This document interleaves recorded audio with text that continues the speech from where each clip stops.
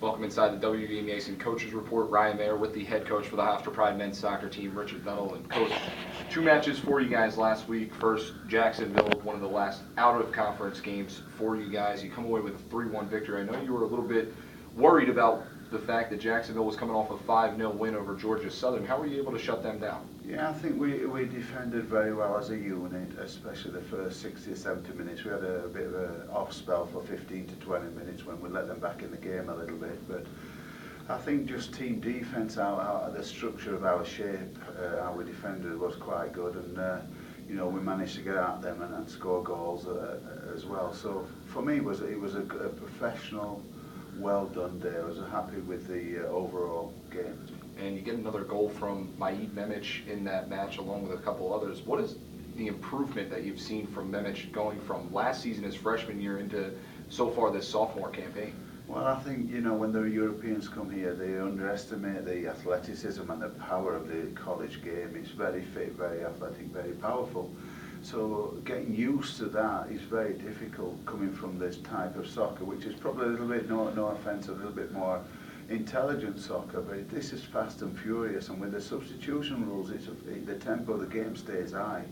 So to get space and to understand the game is difficult for the foreign players initially, but I think he's gone away, he's worked hard physically, he's improved himself, he now understands what he has to do, and he's come back and done a very good job, and we're extremely pleased with it. And then you look forward to Saturday. You have your second match in conference play against UNC Wilmington, already having played JMU a little bit earlier in the year.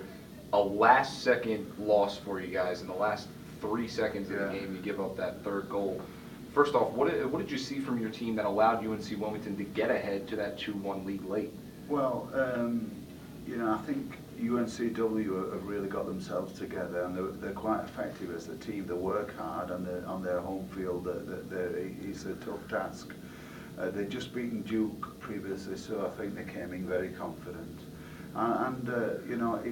The game was end-to-end soccer between two, in my opinion, very good teams. So you've got to give them credit. They've got a couple of wide right guys who can get at you, and they did that effectively. I thought we were tentative the first 15 to 20 minutes. We did defend well. We didn't step up, and we let them in the game. Then we're chasing the game. We get back to 1-1, and then just to give them credit again, a good play, a great cross and a great finish put us 2-1 down. But then we get back in the game, and you think you're heading into overtime, and that wasn't to be the case. Now, what happened on that last play from your vantage point that you saw? Well, believe it or not, we're about 20 seconds before we're going to goal, and we think we're winning.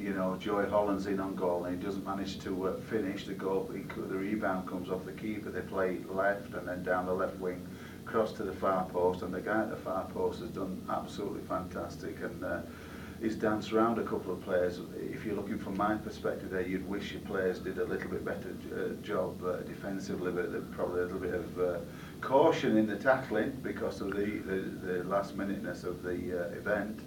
And then he squared it, and Adam's done a good stop, and they've got the rebound, and it's why we love soccer, We could have won the game 30 seconds before, and then they've won it with, 5 or 6 seconds to go. So unbelievably disappointing. But the good news is I think we played well for the majority of the game after a slow start. So, we've just got to take the positives from it and keep working hard. Now, Chris Greaves saw action in both matches last week. Where's he at, maybe percentage-wise, in terms of full health? I think he's probably 80 to 90% in terms of fitness. He's not sharp, but I do think his condition is right now. So he's just about getting him a little bit fitter, a little bit sharper, and he's going to be back full force. Now, you have two matches this upcoming week. First, on the road on Wednesday down in Fairfax, Virginia against George Mason, and then you come back home on Saturday, starting with George Mason, because I know you don't like to look past that first game of the week. Yeah. Always a tough matchup when you have to go to the opponent's field, and George Mason also usually very good at home. Yeah, George Mason had an excellent start. At one point, I think it was 6-0, or 7-1. They've just lost a nail-biter to ODU on national television. So, from our point of view, it's going to be a very, very tough task. They've got two boys in centre midfield who can play. They've got pace up top. They can get round the outside. So, it's got to be a total team effort. But The good news is, I think going forward, they've got to be a little bit nervous about us as well. And I think it's going to be a great game. Two very, very good teams who can play soccer and who like to actually pass the ball.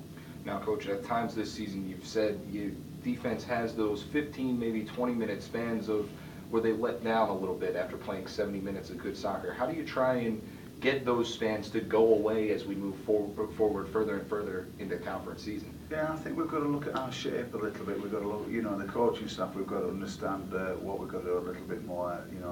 It's an evolution of the team, and I think we're heading in the right direction. What let us down last game was just a lapse in concentration from one or two players near the very end.